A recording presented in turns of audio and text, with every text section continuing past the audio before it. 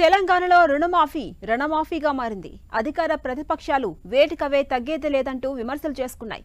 BRS నేతల సవాళ్లను తెరపైకి తెస్తూ రచ్చరచ్చ చేశారు సీఎం రేవంత్ రెడ్డి సహా ఇతర కాంగ్రెస్ నేతలు.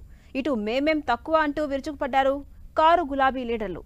దీంతో రెండు పార్టీల మధ్య నువ్వా నేనా అంటూ మాటల తూటాలు పేలుతున్నాయి.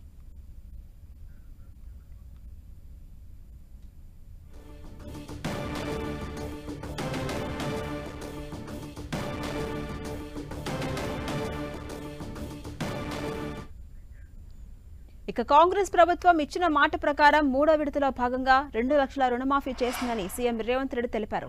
మాట తప్పకుండా ఆగస్టు 15 లోపే రుణాలు మాఫీ చేసి చూపించామన్నారు రేవంత్. అంతేకాదు మాట ఇచ్చాం చేసి చూపించామంటూ పవర్ పంచ్ పేల్చారు. అనంతరం గులాబీ నేతల్నే టార్గెట్ గా విమర్శలు గుప్పించారు సీఎం రేవంత్ రెడ్డి. తమ ప్రభుత్వం మాటిచ్చిందంటే నిలబెట్టుకుంటుంది అన్నారు సీఎం రేవంత్ రెడ్డి. రుణమాఫీ చేసి చూపామని తెలిపారు. మాజీ మంత్రి బీఆర్ఎస్ ఎమ్మెల్యే హరీష్ రావుపై విరుచుకుపడ్డారు. ఆగస్టు 15 లోపు రుణమాఫీ చేస్తే ఎమ్మెల్యే పదవికి రాజీనామా చేస్తానని చెప్పిన హరీష్ రావు ఇచ్చిన మాట ప్రకారం క్షమాపణ చెప్పి మరీ రాజీనామా చేయాలని సీఎం రేవంత్ రెడ్డి డిమాండ్ చేశారు.